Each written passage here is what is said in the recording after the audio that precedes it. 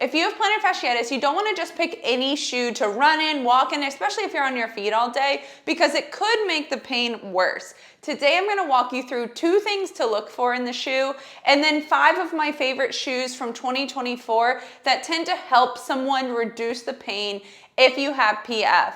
I'm a physical therapist and I've treated thousands of runners with plantar fasciitis, and the shoe does make the difference because of mostly the toe box and the heel cup. When comparing the toe box, I'm just going to show you 2 different shoes. This is a Saucony shoe. It has a little bit narrower of a toe box, and then this is a Topo shoe that has a little bit wider of a toe box. So you can see the Saucony shoe has a little bit more of a V-shaped toe box. You can see that the Topo shoe has a little bit of a wider toe box. It's a little bit rounder, which means it's made for a more natural foot type, because let's face it, our toes aren't coming in. They're not narrow at the peak. They need to be able to spread out. They need to be able to move. So using this wider toe box tends to do a lot better if you have PF. Now, the next thing that you want to look for is that of course you want it to be comfortable, but you also want it to be very comfortable around the heel. Now, the heel cup, or where your heel is sitting, should not be narrow, first of all, because that's going to increase your pain. That's where a lot of your pain is starting. But you want to make sure you have a very comfortable heel cup. If you're having severe pain, then make sure that it is a little bit softer of a heel cup.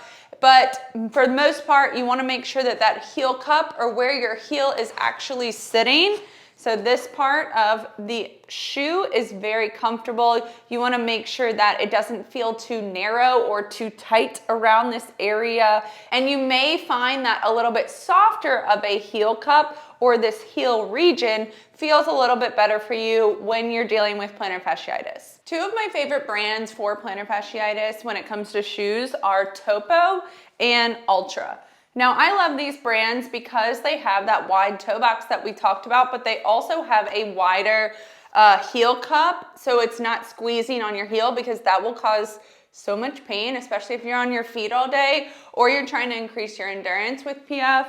So make sure that you do check out these 2 brands, and I always go up half a size compared to my regular running shoe with these 2 brands. Altra is usually known for their 0 drop shoes, but this past year they have come out with a 4mm drop shoe, and that is the Ultra Experience Flow. This is my #1 shoe if you have plantar fasciitis, because it's lightweight.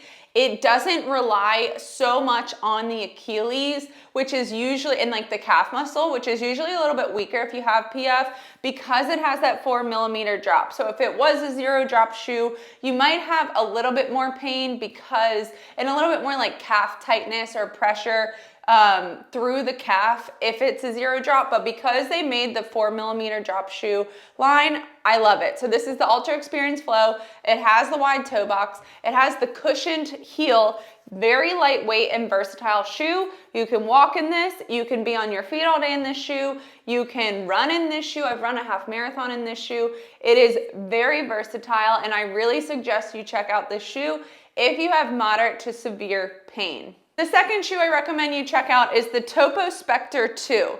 Now, this shoe, you can see it has a little bit more cushion on the heel and a little bit more cushion around the midfoot. This shoe is, again, very lightweight. It's a 6mm drop shoe, and it has that wider toe box. So if you look at the back of the shoe here, you can see it has that natural form for our toes, so you're not cramming your toes in, which is really important if you have PF. This is a great shoe. I would say it's a little bit more comfortable than the Ultra Experience Flow, but it also is just shaped a little bit more different, and I think the Ultra Experience Flow will work better with a lot more foot types, where this one works really well with more of that flat foot. It has a little bit more of a rocker in the shoe, but again, this is a very, very good shoe for plantar fasciitis. We're switching gears a little bit with the third shoe I recommend, and that is the Brooks Ghost.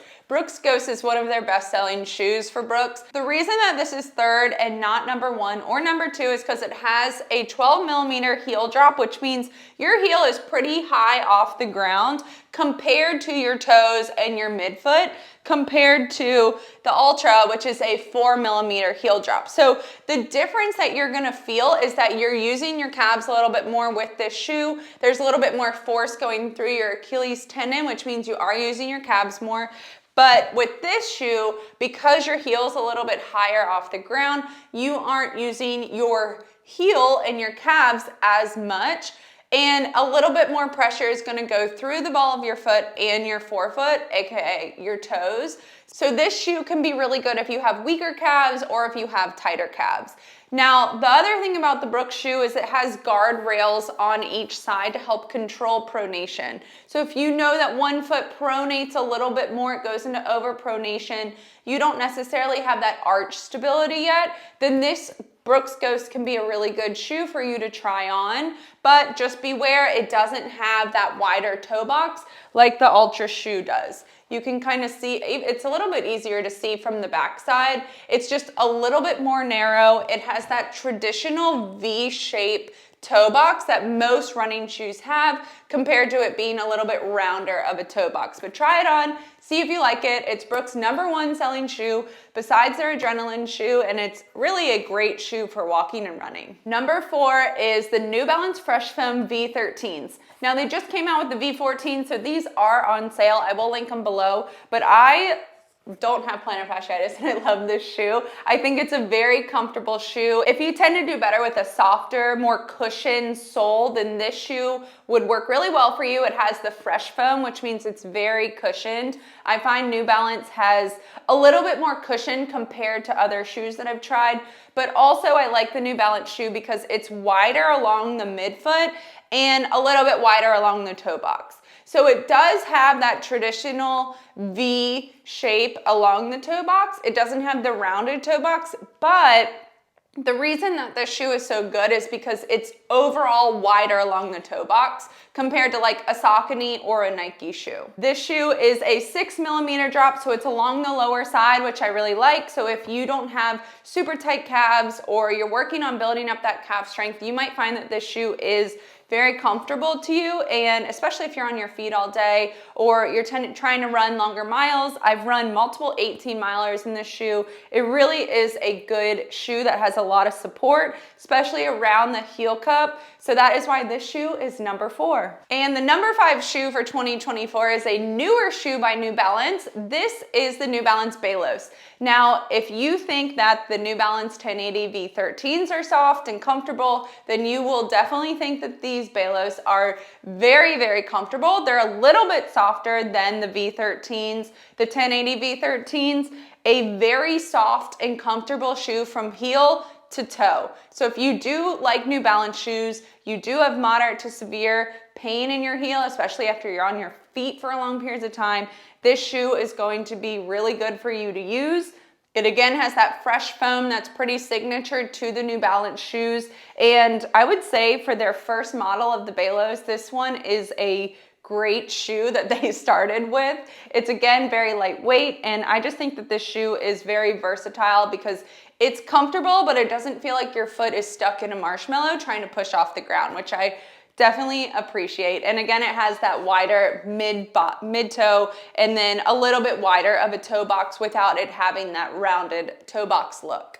Now, as we know, the turnaround is pretty quick for them developing new shoes. So a lot of these shoes are most likely on sale because they've already come out with newer models. Feel free to try the newer models. Feel free to try these models as well. But when you have plantar fasciitis, you don't just want to rely on your shoes to reduce the pain. You also have to rehab and go through those exercises that actually address the source of your pain. So go ahead and watch this video next so you can tackle the source of the pain and get rid of your plantar fasciitis.